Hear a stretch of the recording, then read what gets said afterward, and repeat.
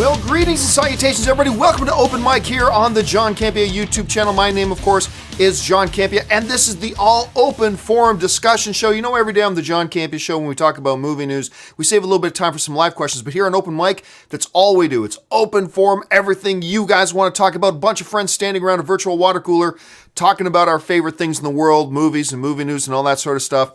In the middle of moving, the big move, Ann and I are moving, we're changing places.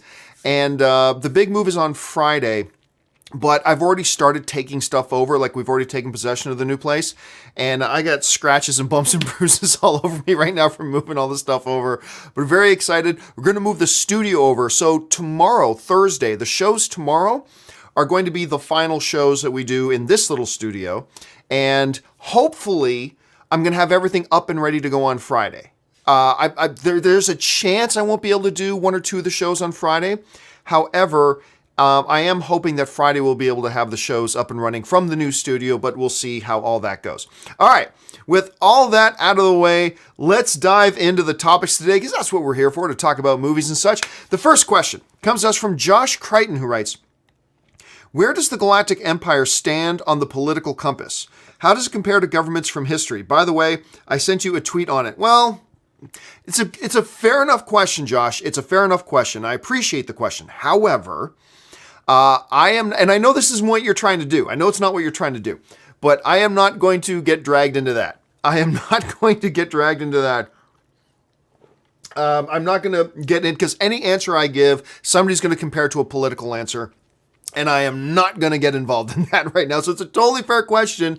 And if it was just you and me sitting over, some McNuggets talking about stuff, we can theorize about that kind of thing. But, honestly, on this show, I don't want to get into politics at all. And any comparisons I try to make between the Galactic Empire and, real life, real world political institutions right now, I'm just going to get in trouble no matter what I say. So I'm not going to get into that. But totally fair question to ask. Dakota Barber writes, gonna order Blu-ray of Slither because I hear it's great. Slither is magnificent. It is magnificent. And you know what? As much as I love Guardians of the Galaxy, I think Slither may still be James Gunn's best movie. And I love Guardians of the Galaxy. But there's something so special about Slither. And it was because of Slither that when they announced James Gunn was directing Guardians of the Galaxy, it's because of Slither. Yeah, he's done other really good things too. Yeah. But it was because of Slither that I got really excited. Because his sense of aesthetic and tone and the humor and the way it blends in with actual kind of horror elements as well. Slither is magnificent. Nathan Fillion, Elizabeth Banks, Michael Rooker. It's a terrific cast, wonderfully performed, beautifully directed, legitimately scary, also incredibly funny. If you haven't seen Slither, guys, check it out. Again, directed by James Gunn, the dude who directed Guardians of the Galaxy 1 and 2. It's just a wonderful movie. Make sure you check it out. One of the most underappreciated films ever, I think, honestly. Kyle B. writes, thoughts on Spielberg directing a DC movie? I think it's a huge get, and for the first time in a while, I'm excited about the future of DC.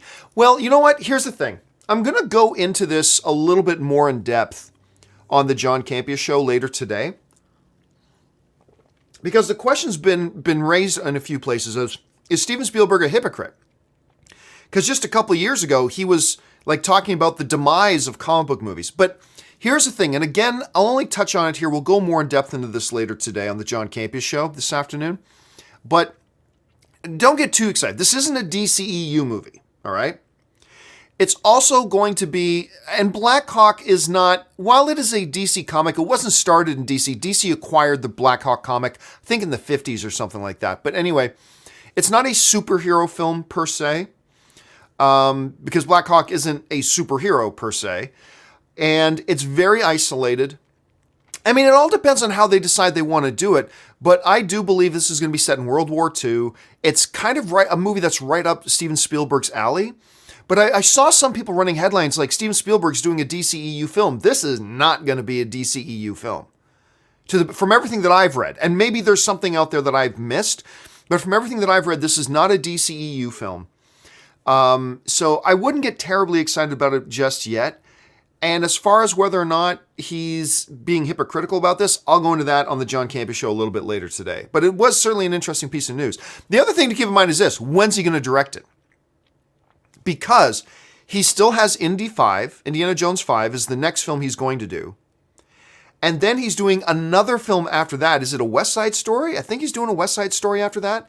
So he's got then that one after Indiana Jones 5. And then sometime after that, he'll do this Black Hawk movie. And by the way, it's not 100% confirmed that he's going to direct it. He's going to be producing it with them. And the reports say he has an eye on directing it, but it hasn't been confirmed that he's directing this. There's a lot of little asterisks around here that we've got to keep in mind. But again, we'll talk about that a little bit more in depth on the John Campea Show later. Shane Hill writes, just wanted to say good morning. Well, thank you very much, Shane. Good morning to you too. Josh Crichton writes, sing Van Halen Dreams. Be inspired, folks. I'm not going to do any singing this morning, but thank you for asking. I feel bad now, Josh. That's 2 questions of yours that I'm like shooting down. I'm not going to get into politics. I ain't going to sing this morning. Sorry about that, man. Let's see. KHK Productions writes, referring to the movie news feed yesterday, not only does our closest AMC theater not have reserved seating, but tickets and concessions are the same line. What? No, that can't be true. The ticket line and the concession line are the same line? I have never seen that, like in any movie theater ever. Are you sure about that? If so, do me a favor, man. Email me at john@thejohncampeashow.com. Send me an email and tell me where your AMC theater is, because I have never even heard of that before. That would be a nightmare. Like, that would be an absolute nightmare. I would hate that. Dimsum05 writes, what's your favorite line from the MCU? Mine is, I'm with you till the end of the line, at the end of Winter Soldier, Steve v. Bucky in The Carrier. Oh, my favorite single line in the MCU? That's tough. Because there's like 17 movies I'd have to sit down and think about. Probably there's a couple of great lines in Thor Ragnarok. Obviously, there's the Captain America, I can do this all day. That's a great line as well. There's a few really choice lines in Ant-Man.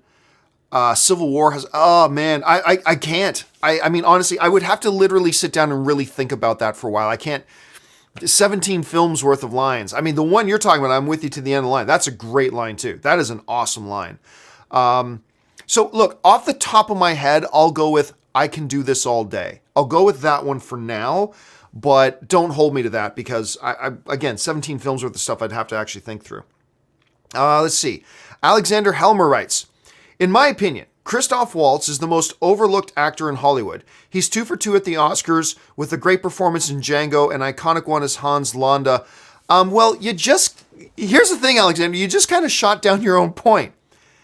You can't call an actor overlooked when he has been given the highest honor and praise by Hollywood that they can give him with not 1 Academy Award, but 2 Academy Awards. I don't know how you say he's overlooked. And then on the grandest stage of Hollywood that they do, they've put him up on the pedestal of their grandest stage twice. I don't know how you reconcile saying he's overlooked with the fact that they've given him Oscars twice. I just don't see how you reconcile that. He also was pretty good as Blofeld in the not-so-great Spectre movie. Spectre wasn't great, but I thought he played Blofeld really well. He was, of course, the villain also in Seth Rogen's Green Hornet movie. He's been in some, like, Big Eyes was not his best performance. He's turned in some stuff that hasn't been so great, but when he's on, he's on. He's absolutely remarkable when he's on his A game. When he's not on his A game, he's pretty forgettable. But yeah, when he's on, he's terrific. I just don't know that I agree that he's overlooked, again, when you've given him 2 Academy Awards. But he is great. I mean, I enjoy it. I've interviewed him a couple times. He's super fun to talk to. And I just adore him as an actor. I think he's wonderful. All right. Number Thor writes, if you were a hero, first, what power would you have? And second, if you had a choice to join the Avengers or the Justice League, who would you choose? Well, for me, the power I've always wanted to be able to have was flight. I think if I could choose one general superpower, and the general ones, super strength, super speed, flight, X-ray vision, like the general ones, I'd probably go with flight. which is odd because I'm scared of heights. And if I had to join one of them, it would be Avengers. I'd probably join the Avengers. I would just never trust anybody on the Justice League. You know, Batman's always planning on a way to take you down in case you turn bad. So that one I'd be like a little bit cautious of. Alexander Helmer writes, Ryan, Creed has a distinct old man smell. I'm not sure what it is we're talking about, Alexander. I'm sure it's profound and hilarious, but I don't know what it is we're talking about. Number 3 writes, best director without an Oscar, Antoine Fuqua. Your thoughts? I disagree. I like Antoine Fuqua a lot. I've had him in my studio. He's come into my studio and sat down with me. Terrific director. I don't think he's in that discussion. And it's funny you bring that up because I'm actually going to do an editorial video this week on the best directors without an Oscar. Antoine Fuqua is actually not on my list.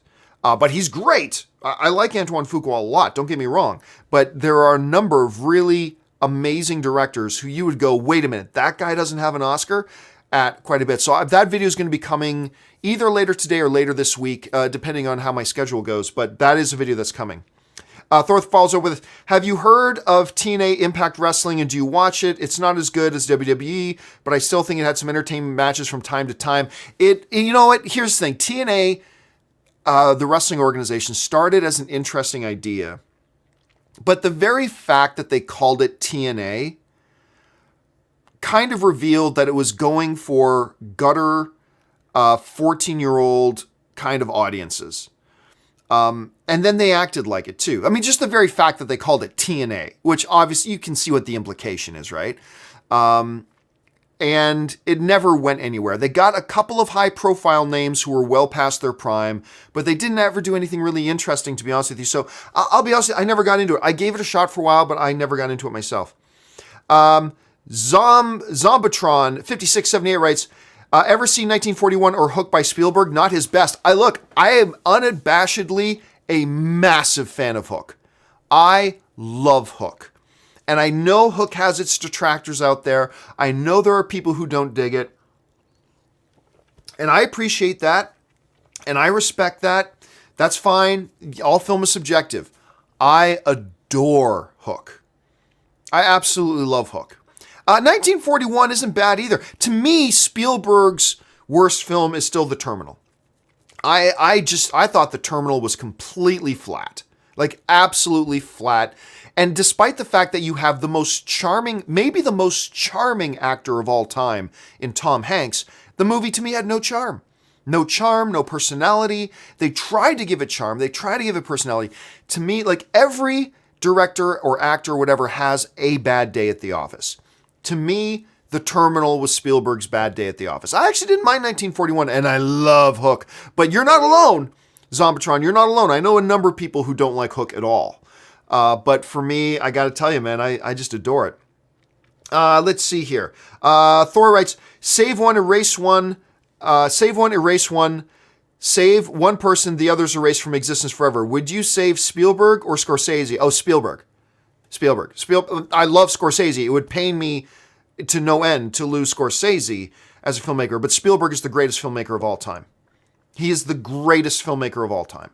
And when you look at the films he's given us, like some people, when I talk to some people about Spielberg and I start running down the list of the movies he's done, it's crazy how many of them didn't even realize he did all those movies. Like all these all-time great, iconic, will be known forever in the archives of Hollywood history movies. How many people don't even realize he did those too?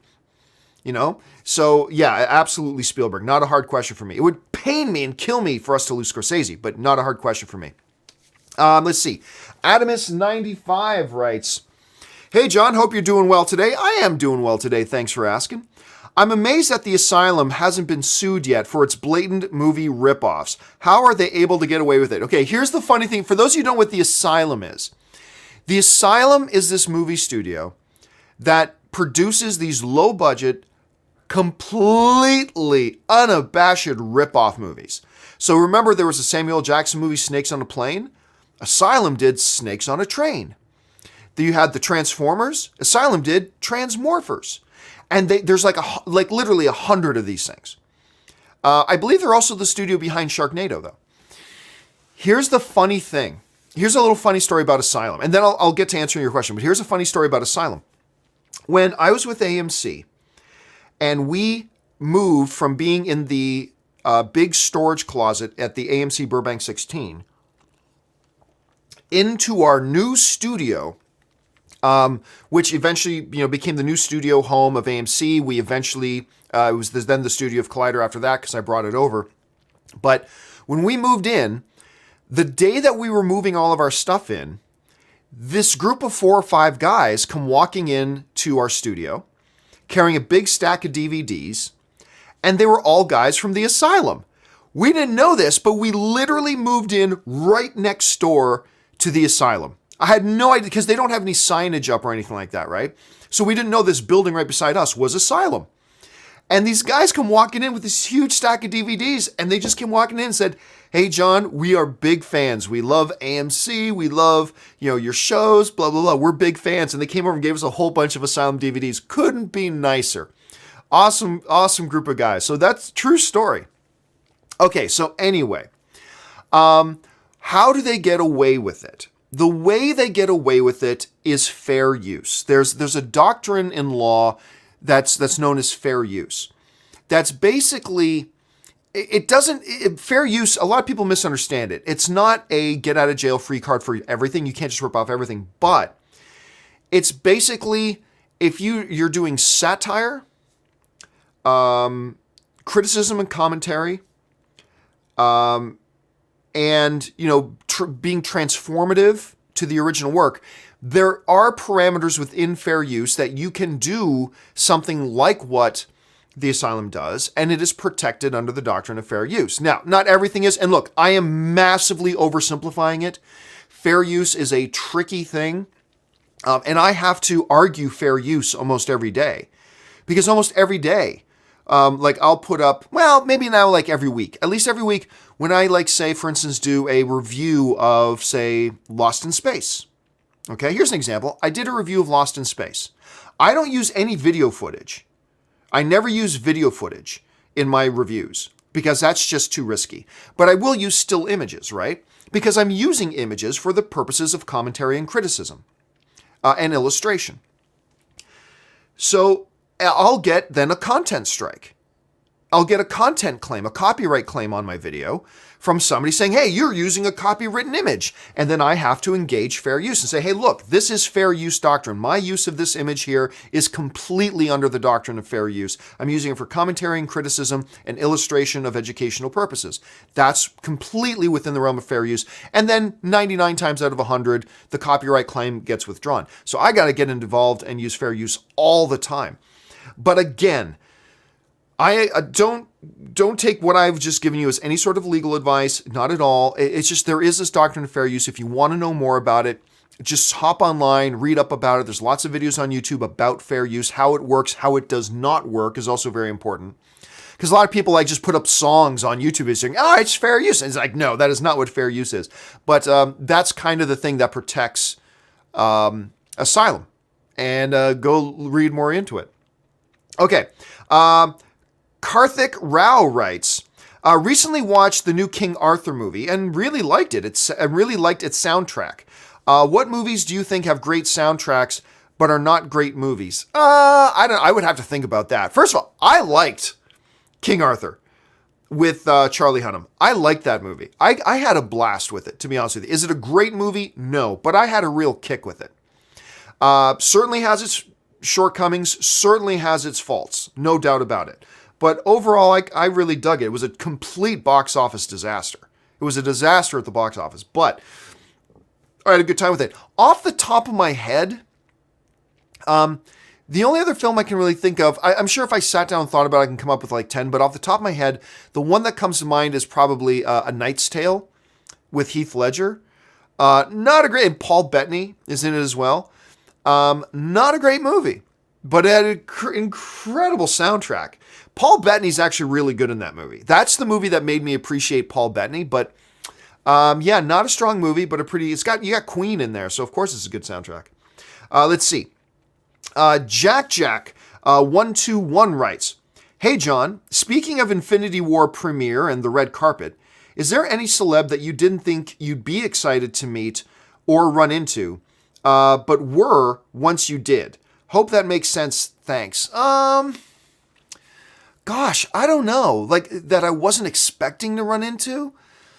I mean, okay, so one, this was just at the Star Wars The Last Jedi premiere, was bumping into Frank Oz. That was pretty huge. Actually, Anne nearly killed Frank Oz. True story. She's not paying attention where she's going because we're all on the red carpet and she's looking at something else. And Frank Oz was on crutches and had this big walking leg cast on. So he had clearly had some kind of accident. Frank Oz, of course, iconic for all the stuff he did with Jim Henson. He does Yoda, all that kind of stuff. But anyway, he also directed one of my all-time favorite comedies, Dirty Rotten Scoundrels. A lot of people don't realize that. Anyway, so Anne literally is just like walking while looking at somebody else and like bumps into Frank Oz. This who's older now, right? Frank Oz is older now. He's on crutches with the walking thing, and Anne like smack bumps into him. It's like, Anne nearly killed Frank Oz. Anyway, that to me was a geek out moment though. It's like, it's fucking Frank Oz. It's Frank Oz. Everybody, it's Frank. Frank Oz is standing right here. Like it was kind of, because I was not expecting to see him there. And that was a pretty big deal.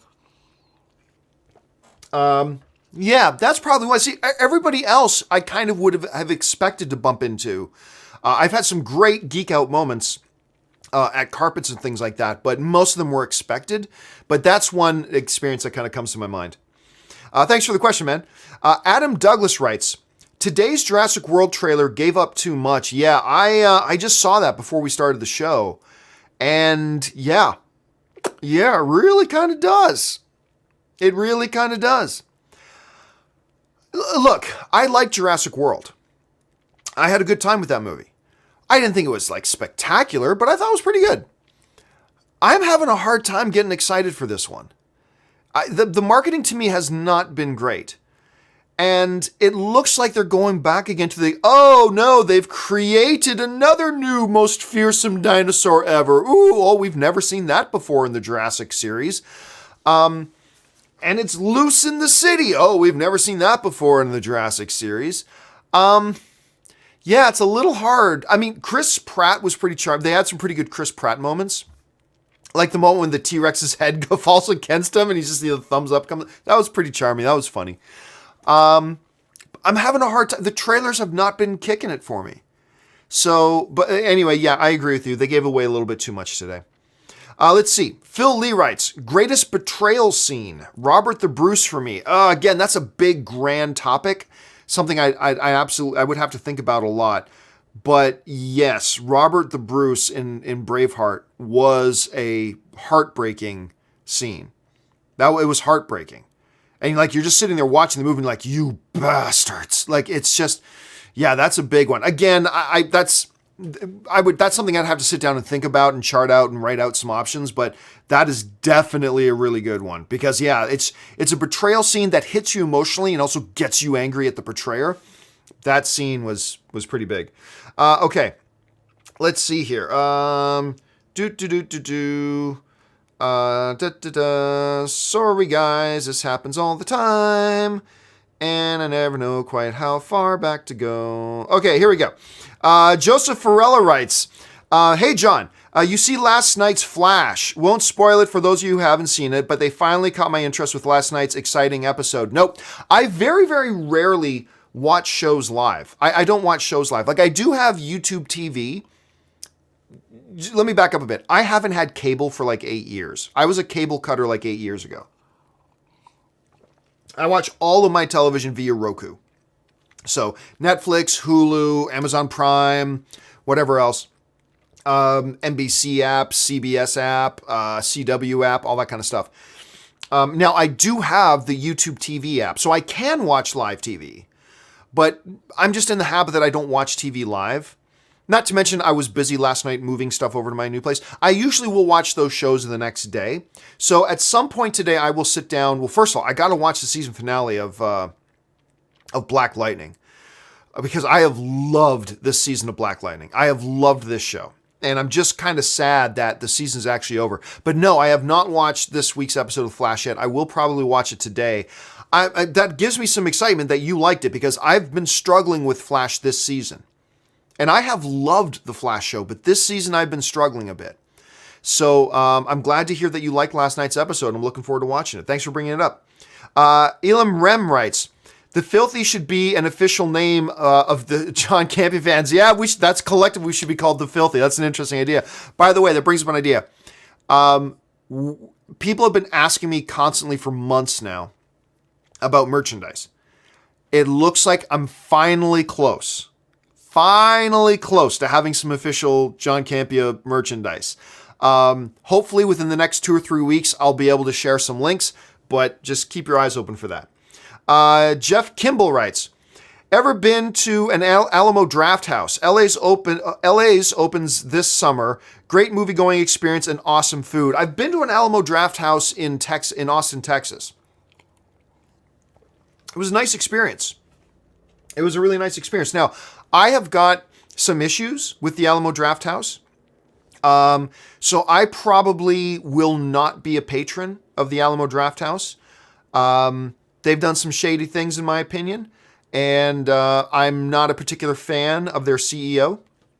So, but I'm not going to use my personal bias to bad talk their film-going experience, because I have been to one of the theaters, and it was a pretty good experience. Yeah. Even as somebody, I don't like that company. I don't like their CEO. But I will be honest, it's a nice theater going experience, and they do some things very, very right. So yeah. Anyway, that's just my thoughts on that.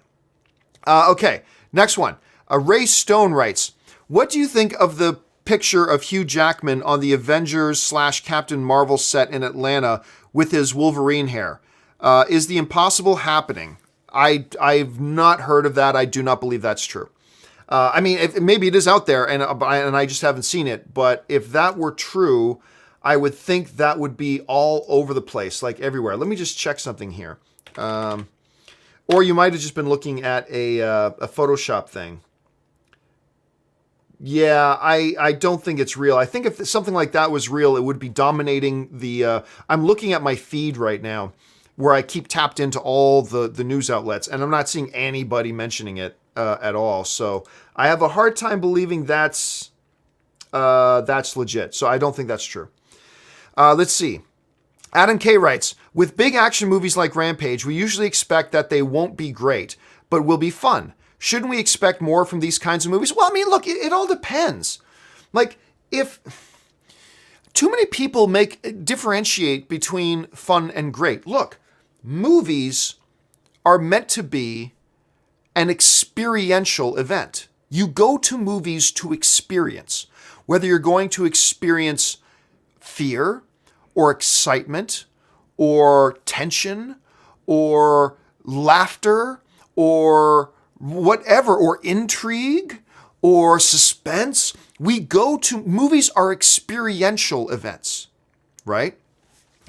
Not every movie will give you every experience. Actually, I can't think of any movie that's always given me every experience. So a movie will try to deliver you a certain experience.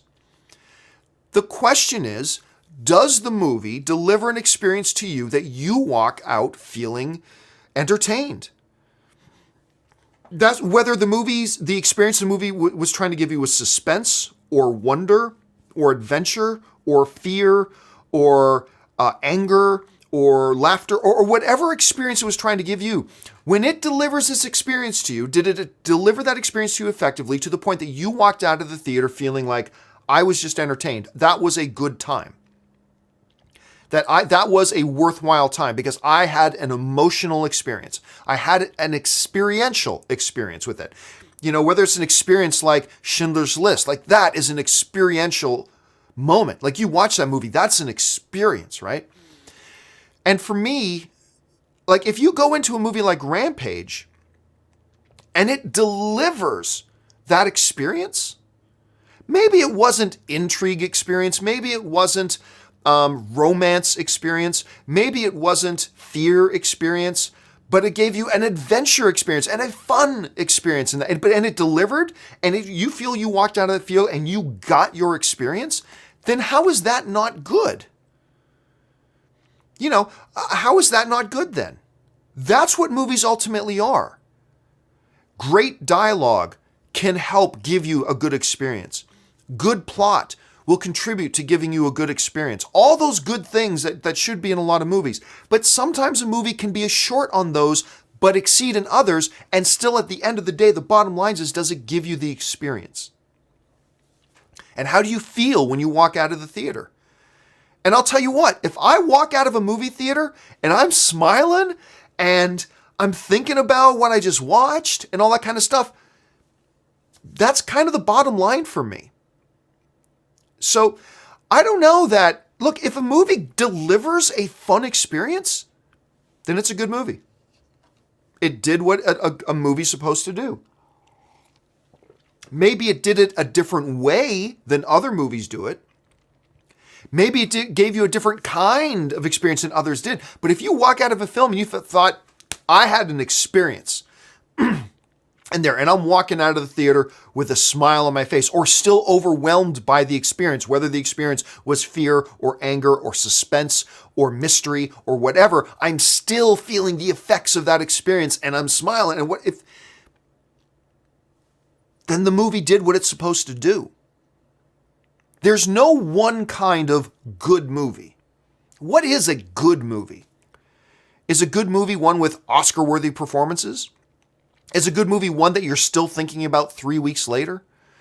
Is a good movie one that you just walk out and just for that moment you're smiling and you just had a good time? Whatever it is, if a movie for me delivers that experience, that's a good movie. You know, you can go to a movie like Transformers, and yes, it has big visual effects and big action, but it gave me no experience. It just made me feel nauseous out of disgust. So to me, it's not a good movie. I walked out of Rampage. Yeah, terrible dialogue, really silly premise, all that kind of stuff, but it used all of that to deliver an experience that was effective and it worked and I had fun. So to me, it's a good movie. And that all comes down to, once again, the giant thing about the subjectivity of film. I mean, what works for one person will not necessarily work for another. And that's why I'm constantly preaching, and I will preach this till the day I die, the subjectivity of film. It is the single most important thing for a healthy film fan community to grasp and understand. And because we all experience things differently, what is good to you may not be good to another person. And that's the fun thing. That's the fun part about it. Anyway, I know that was a roundabout way of getting to what you were talking about, Adam, but I hope I shed some light on how I view it at any rate. Let's see. Square Geek writes, so Spielberg is directing DC's Black Hawks, huh? Or Black Hawk. Maybe. Again, let me emphasize that. Maybe. There is nothing that's confirming he's directing it. The reports right now is that he's producing it and he's going to have an eye on directing it. So the intention seems to be that he'll direct it, but it has not been confirmed. It's not been confirmed. His schedule, he's got 2 other films to do between now and whenever he'll get around to it. So we'll have to just wait and see. Beeper 5 says, over under 80% Rotten Tomatoes for Infinity War. Oh, well, I mean, I haven't seen the movie, so I don't know if critics are going to like it or not. Like, quite often I can see a movie and go, okay, I didn't like it, but I can see a lot of critics liking it. I think it's going to get us 71%. Or I love this. I think other critics are going to love it too. It's going to get 90%. I haven't seen the movie yet. So if we're just pulling numbers out of our asses and just taking wild, baseless speculation guessing, I'll go over 80%. If you said 90, I'd take the under on 90, but I'll go over. Look, there are still some things to be worried about here. I'm worried about it being too crowded. I'm worried about it feeling convoluted. I've got a number of fears about the movie. I'm super excited about it. Cannot wait to see it, obviously. But I mean, so I wouldn't take the over on 90, but okay, I'll take just purely pulling the number out of my ass. Sure, I'll take the over on 80. Phil Lee writes, can I help you move? My car can fit Hot Toys. How convenient. Where'd Phil go? Yes, I'm good. I do not move myself. I'm hiring movers. Like, what I've been doing is moving like personal little things like clothes over. Actually, Ray and Jonathan and my buddy Ray are coming over tomorrow, and I'm not going to have my professional movers move my studio. the stuff in my studio is too important. And so I more trust Jonathan, because Jonathan understands all the gear and understands what's got to go with what. So Jonathan is coming over with Ray and my buddy Ryan, and Johnson's going to kind of coordinate moving all the studio stuff over there. And then on Friday, I've got a professional moving crew coming who's going to take everything over. So, but I appreciate the offer, Phil, but no, my hot toys will stay with me. Thank you very much. Justin Ward writes, where am I? When actors need to learn a skill for a new role, new language, sport, bodybuilding, marksmanship, etc., who incurs that cost? Production or the actors themselves? Anything that's for a movie, the studios incur it. Like a great example of this is Gerard Butler and the cast for 300. The studio, you can find these videos on YouTube. The studio arranged for them to do this hardcore muscle building boot camp thing. And it's an incredible video. You can look up videos of this on YouTube, I'm sure. But that's the cost that the studio incurs. I mean, with some of them, like you got to learn archery. Well, it's probably not that expensive to do that. You just got to commit the time and everything. But yeah, that's if it's for the movie, then the studio will incur the expense. If I've got to travel to Atlanta for the movie, the studio has to pay for that flight. If I have to eat a bunch of meals when I'm there, the studio, yeah. So anything that causes an expense, but this is true of just about any job. Anything you need to do for your job, the job has to pay for. Or you can claim as a tax write-off or whatever. But yeah, generally speaking, I'm sure there are some exceptions, but generally speaking, anything an actor needs to do that is required for them to do for a role in a movie, that's an expense that the studio would probably pick up. Number Thor writes, what do you think are the chances we get a Rambo 5? Here's the thing. There were talks for a while about them doing another Rambo. And then there were talks about a Rambo reboot. Where the status of that is right now, I'm not really sure. Hold a second.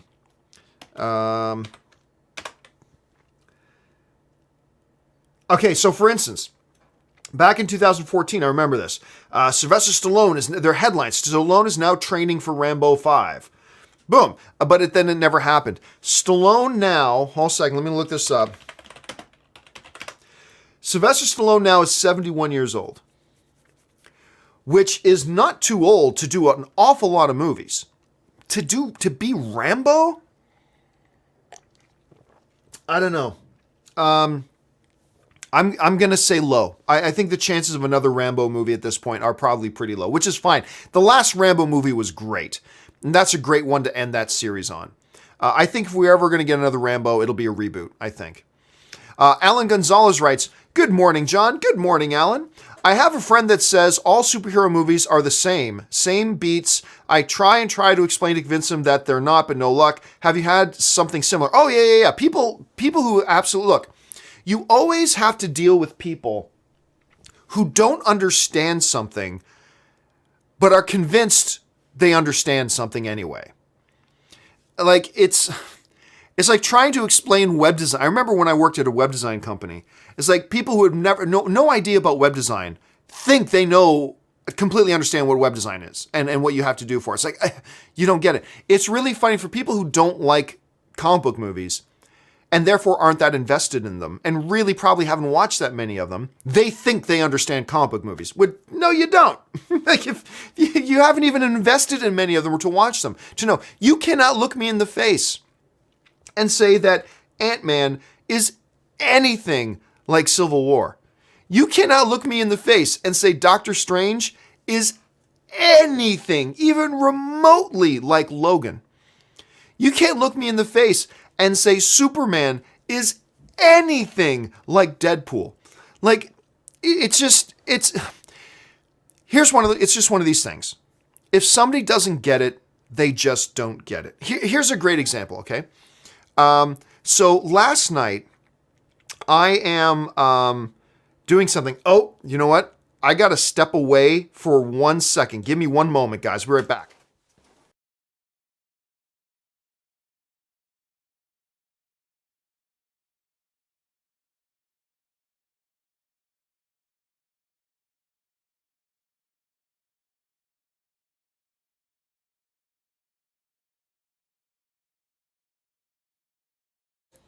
Sorry about that, guys. I had to run and check on something really quick. There was a buzz at my door, and I just had to make sure it wasn't one of the smaller movers that are coming to move things. Anyway, sorry. Where were we about that again? Oh, yeah, Beats. Look, so I made the point that Steve Rogers is Captain America. Captain America is Steve Rogers. Those two things. The heart of what Captain America is the person of Steve Rogers. Captain America isn't the costume. Captain America isn't the shield. Captain America is Steve Rogers. Okay, that's what it is. So somebody got in the comment section, well-meaning enough, and saying, well, I mean, by that logic, John, then can't you say that Scott Lang's not Ant-Man, Pym is Ant-Man?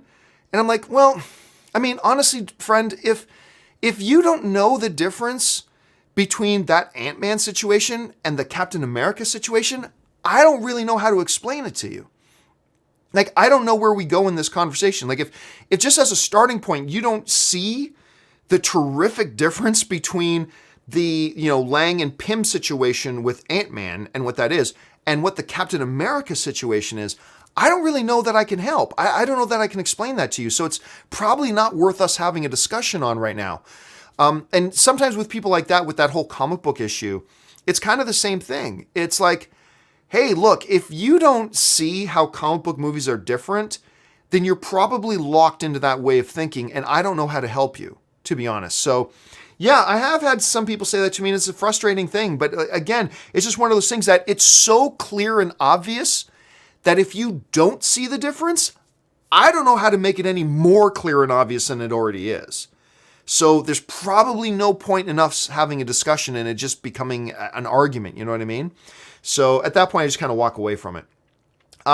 Jack Spittle writes, Michael Pitt or Bill Skarsgård for a young Joker? I don't like getting it. First of all, I'm so over this Bill Skarsgård. Oh, Bill Skarsgård. I'm not making fun of you, Jack, but I've just heard so many of these people that we saw him in clown makeup. He'll be a great Joker. It reminds me of when there was the whole mystery about who's going to play Lex Luthor, right? And inevitably, everybody would say, Billy Zane needs to play Lex Luthor. So many of these. Why? Because there's this picture of Billy Zane with a shaved head. Oh my God, he would make a great Lex Luthor. Or, Bill Cranston, who would have been a great Lex Luthor. But, pictures of him with the shaved head. Oh, he's got a shaved head. He'd make a great Lex Luthor. And I'm getting the same that Bill Skarsgård, you have no idea if this kid can act or not. He did a pretty good job as Pennywise, but I mean, it showed us so little. There was really so little for him to really do in that movie. I'm not knocking him. He did exactly what needed to be done, but that Pennywise character wasn't exactly a great showcase for him to show what he can do. But hey, he wore clown makeup. He should be Joker. I mean, it's just kind of funny to me. So, I don't know. I'll take a pass on the question for now, just because it's so frustrating to me. Shane Palmer writes, spent 4 months in Brazil. Oh, that's cool, man. And made me rethink my life and my relationship with media. However, I think there's incredible value and power in media. Your show really helps me with this struggle. Thank you, and you're the man. Well, thank you so much for that, man.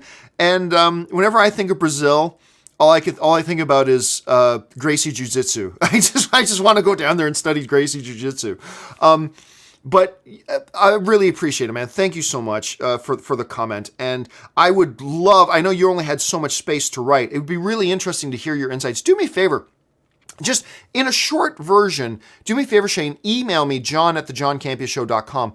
If you wouldn't mind, just email me and just give me some quick point forms about some of the different perceptions that being in Brazil and away from a lot of our regular media here and coming back and how that's changed your perception. I'd be really fascinated to hear your insights on that. So let me know. Thanks, man.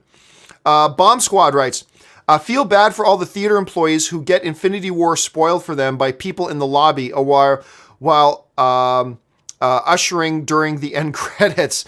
RIP. Well, don't feel too bad for them because, and while I'm sure this isn't true of every movie theater, a lot of movie theaters, I know this is true of AMC, at least the ones I've been around, that they'll have special employee screenings of a lot of these bigger films, like maybe the day before they open. They'll do a special employee screening, and the employees will get to go. I know this because I was friends, obviously, with a number of general managers at a number of AMC theaters, and they would invite me to come to these special advance employee screenings sometimes. And those were a lot of fun. So I don't know if that's true of a lot of theaters, but I'm sure there's a bunch of them that's true, that they've probably already had a chance to see it if they wanted to see it. Let's see. Number Thor writes, John, you're awesome. John Campea for president. Well, while I would make a pretty good president, I cannot be president. I was not born in the United States of America, so therefore I cannot be president. I think I can be vice president. Can you be vice president if you weren't born here? I'm not really sure. Vice president is an appointed thing anyway. But prime minister, for all you back in Canada, start getting ready. When I come back to Canada, I am getting involved in politics. I'm not kidding about that either. I am going to get involved in politics when I get back to Canada. Not because I desire any kind of political office, but because I love my city. I love my province. I love my country. And I want to see things change for the better. I'm certainly not smart enough to be prime minister, but I will probably get involved in politics whenever I move back to Canada. So everybody back in Canada, start getting those John Campea for, whichever level it'll be. John Campea for alderman, John Campea for mayor, John Campea for the House of Commons. Whatever it is, get ready to vote for me and get ready to campaign for Campea. Alan Gonzalez writes, have you had a chance to listen to Dream Theater? No, I haven't had a chance. I think it was probably you, Alan, that brought it up the other day, but no, I haven't had a chance at this point. Again, 3 hours of shows to do a day, about 10 hours of John Campea YouTube channel work to do a day, plus trying to move at the time, plus trying to keep up with the current shows that I need to keep up on. Plus go to movies and screenings. It's been a little tough, so no, I haven't had a chance to listen to Dream Theater yet. R.O. Olson writes, but John, Elevator is not worthy. Don't know what we're talking about, Aro, to be honest with you. Holy Jeebas writes, hey John, favorite Jet Li movie, my top 5 all time are Fist of Legend, so good. Once Upon a Time in China, Fearless, Tai Chi Master, and My Father is a Hero. Well, then there's just Hero. I mean, Hero's right up there. I go 1, 2 would be Fist of Legend and Hero. It's funny because somebody, I think, asked me about favorite Jet Li stuff maybe a month or two ago, and I might have said Hero, and I totally forgot about Fist of Legend. Totally forgot about Fist of Legend. Absolutely, it's got to be Fist of Legend. First of all, you got the whole, the stereotypical classic, they killed my master, kind of. That's always the best starting point for any Kung Fu movie, right? Poison. Anyway, Fist of Legend's terrific. So I'll go Fist of Legend. Let's see. Number Thor writes, over under 60% that we get Christoph Waltz return in the next James Bond movie. I think there's a decent chance. I do think there's a decent chance we get him back. But 60 is a high number. Oh, you know what? I'm going to have to take the under. Just because 60 is high, I think there is a good chance we get him back as Blofeld again. But 60 is just a little too high of a number for me, so I'll take the under on 60. I'll take the under on that one. All right, just got a few minutes left here, guys. Jed Jensen writes, which would piss you off more? If Peter decided to keep the Iron Spider suit, or if in Infinity War, Quicksilver turned out to still be alive? Oh, Jed, you son of a bitch. That's a tough one. Because first of all, if Quicksilver comes back, oh my God, yet again, dead, not dead. Good question. I think keeping the Iron Spider suit would probably bother me more. Only because the Quicksilver thing would piss me off. But the mitigating circumstance there is that I'm a little bit used to it by now. You know what I mean? It still bothers me, but the Iron Spider thing bothers me more. And it's not even I don't even call it Iron Spider. Let's call it what it is. It's Iron Man Jr. That's what Spider-Man is now. And I love Spider-Man Homecoming. I love the movie. I love Tom Holland as Spider-Man. But for whatever reason, the MCU has decided to make him Iron Man Jr. Because that's what he is. He's Iron Man Jr. He has an Iron Man suit. That's what it is. The only thing his suit doesn't do is make him fly. That's it. It's got armor. It's got built-in weaponry. It's got a built-in AI system that lets him see. It's an Iron Man suit. He's Iron Man Jr. And it really bothers me that they're treating Spider-Man like he's not cool enough. Anyway, I'm not going to go into that whole rant again. But yes, probably the Iron Spider thing would bother me more. Jack Spiller writes, I love Hook as well. Oh my God, Dustin Hoffman kills it as Hook. He absolutely does. And Bob, what's Bob's name? The actor who plays Smee, Mr. Smee, Bob Hoskins. So good as Smee. In that as well. And Rufy, and I love that movie. I love Hook. It's cool if you hate it. That's cool. No problem with me, dude. But I don't care. I love Hook. And I'm always going to love Hook. Bangarang. All right. Jeremy Miller writes, fill in the blank. Eggs, bacon, and eggs, bacon, and English muffin. Eggs, bacon, and English muffin. I think that's what I go with. It's funny. I never used to like English muffins, but just the last 2 years or so, I've grown a taste for English muffins. Only when I'm eating eggs, though. Eggs and you know what? I don't usually order bacon. I love bacon on almost everything, but when I order eggs, like whether it's scrambled or an omelet, I usually like to get sausage with it, breakfast sausage. So that's kind of what I go with. HV39000 writes, I am confused by the fact that there is a new Lord of the Rings book called The Fall of Gondolin by J.R.R. Tolkien. Is this what the Amazon series is? Well, no. The Amazon series is a new thing that is going to be, hold on a second, let me look this up. The Fall of Gondolin. I'm unfamiliar with this, to be honest with you. New Lord of the Rings book coming in August, The Fall of Gondolin. And it's actually by J.R.R. Tolkien. I guess it's one that he probably wrote a long time ago and maybe never got published or anything. No, but the Amazon series is going to be kind of the before the events of Fellowship of the Ring. But I think it's still going to involve some familiar character. Like it's not, I don't think it's set like 500 years before it. I think it's like relatively recent before the events, if I understand it properly. So no, I don't think it's going to be based on that. I think it's going to be original material with concepts taken from some unpublished J.R.R. Tolkien stuff. But that's how I think they're handling it. I think. Could be wrong about that, but that's how I think I remember it. Lord Leon just sends in a super chat. Thank you so much, Lord Leon. Teneb writes, Jurassic World trailer just came out. Thoughts? Yeah, I mentioned it. You might have been a little bit late to the show. Not super impressed with it. I think it shows a little bit too much. Plus, it's like, oh, we genetically made a brand new breed of super dinosaur. Really? Wow, we've never done that before. Oh, and it's loose in the city. Never done that before. Not thrilled with it. Again, might be one of those situations where it's an underwhelming trailer, but fantastic movie. I mean, I'm very excited about watching it. But I do have to admit the trailers have not increased my excitement. Right, so far. The trailers haven't done it for me. All right.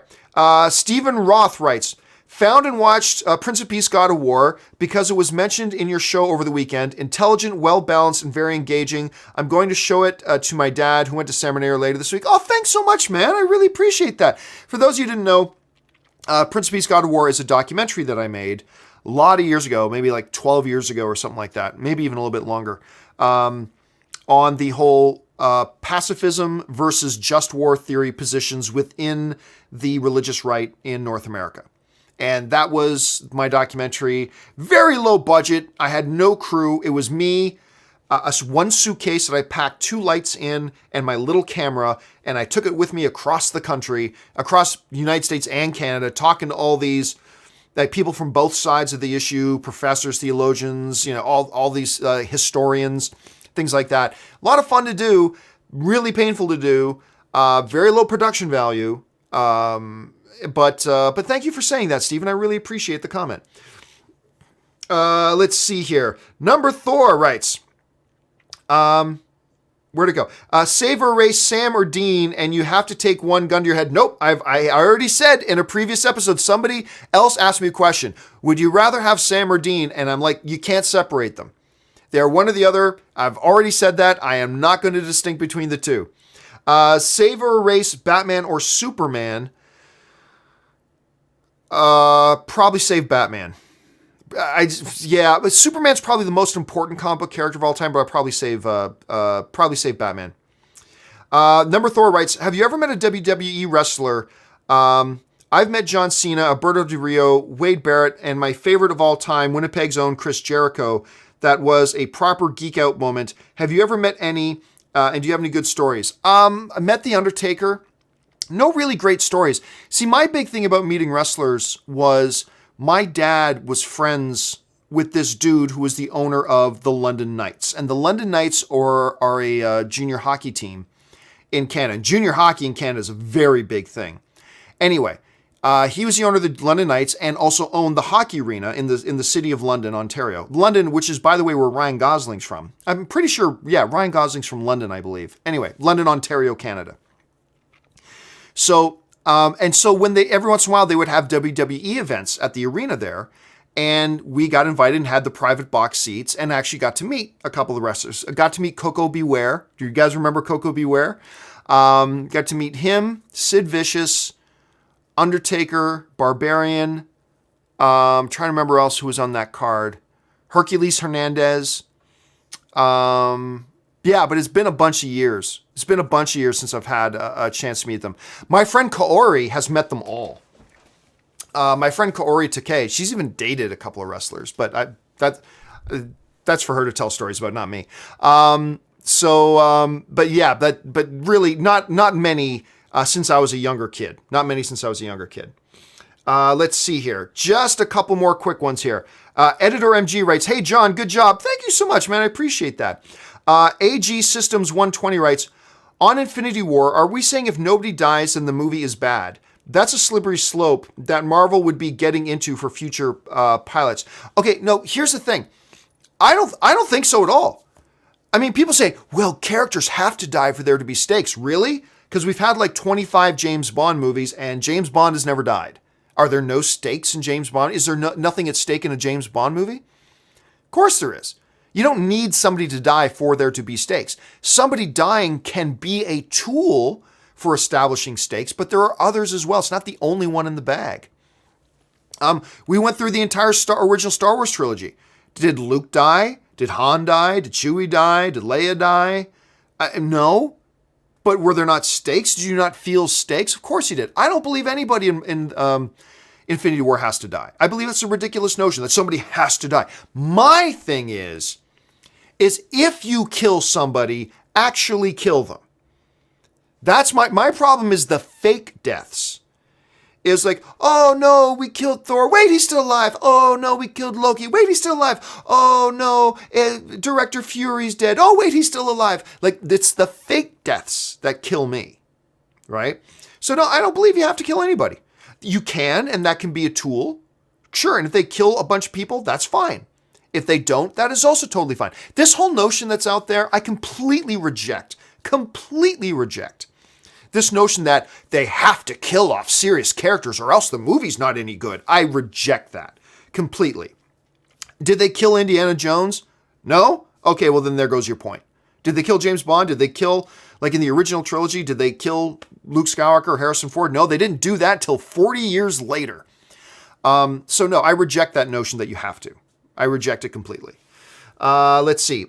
AG also writes, to watch Infinity War, I am paying $98 for 4 AMC Prime, $50 for 3-hour babysitter, and $60 for dining out after the movie. This shit is out of control. Okay, well, first of all, to be fair, the $60 dining out, that's discretionary. That's completely discretionary.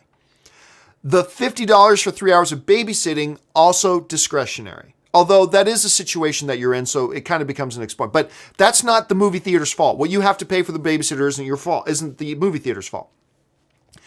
$100 for 4 AMC Prime tickets. The AMC Prime is their premium theater going experience. And I have paid upwards of $25 a ticket for an AMC Prime big opening night movie. Now, fortunately, I use my Cinemia card, so I get them for free. But anyway, that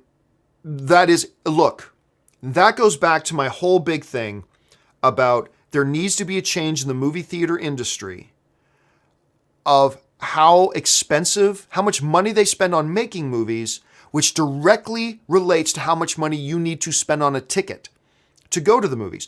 The more the Hollywood industry spends on their movies, the higher the ticket prices need to be for them to recoup their investments and make a profit.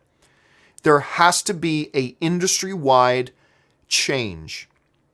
They have got to stop spending so much. Like, if you can make District 9 for, I can't remember what the budget on District 9 was, like 30 million bucks, 40 million bucks. If you can make District 9 for 40 million bucks, there is simply no excuse for most movies that cost over 200 million do not need to cost over 200 million. There are some exceptions. But they need to bring those costs down because the cost of going to the movies needs to come down. But I'll go into that rant another time. All right, final question of the day. And so if you haven't sent in a question yet, do not send in any more. Final question of the day.